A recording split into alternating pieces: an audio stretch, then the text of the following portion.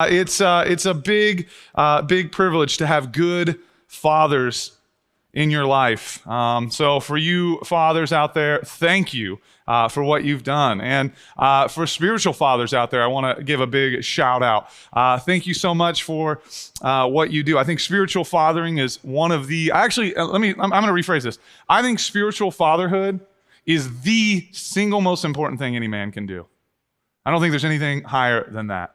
Our world's greatest need, I would argue, for many people is fathering. Having a father in your life, having the love of a father in your life. And in fact, the Bible tells us we were made to have the love of the Father in our life. And it's such a great privilege that for me, that the name that God chose for himself, Father, is a role that I can play in my life. That speaks to the importance of what it means to be a father. And spiritual fathers are incredibly important.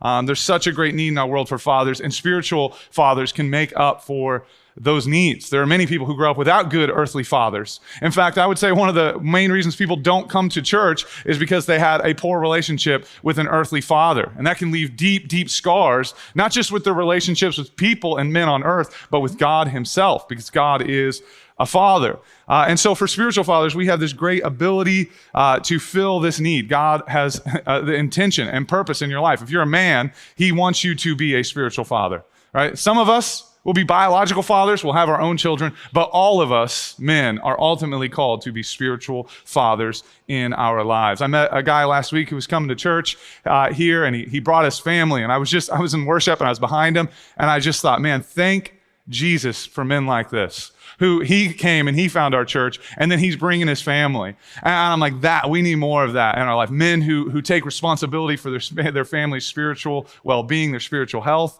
That is such a great need in our world. And I personally feel greatly blessed by many of the men in this church. They take time to grab coffee with me. They take time to grab breakfast or just hang out. Chris Silcott a few weeks ago was talking about us hanging out on Tuesday mornings and me, beating the living daylights out of him at chess. But still, I value his time, even, when he comes in to take a beating. Is Chris here today? Where's Chris at? Chris must not be here today. Dang it, he missed the burn. We'll have to tell him about it next week, guys. Help me out with that. Anyway, I just want to say thank you to the men of this church who have played that role. I feel like I have many spiritual fathers in this church, and many older men who are father-like, but they're friends, and that's so valuable. And I want to just encourage the men of this church to take on this God-ordained call in your life with as much energy as you possibly can, to take seriously God's call to you to be a spiritual father. You may feel disqualified, right? You may feel like it's too much work, but let me tell you this. God has ordained that you live your life as a spiritual father, and I can't think of anything else that is more important for you to take up the responsibility to do. Whatever gifts you have, whatever passions you have, use them to bless younger men. Use them to bless other people, men and women. That's one of the easiest things you can do. God's given you your passions. He's given you your gifts on purpose. You can use those to bless people.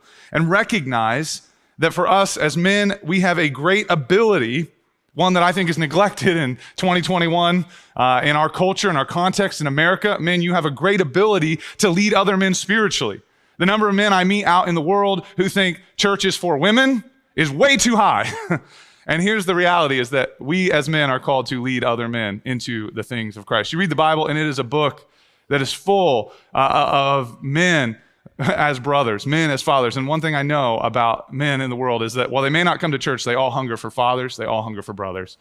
And some of the best ones I know go here. But it's our job to be like Christ and to leave comfort, to make ourselves vulnerable, to go out there to reach others in the culture. So I think this is a charge. This is something good. You don't need to reach every young man out there, but you should at least be a spiritual father to your own kids if you have them, and at least a handful of other young men.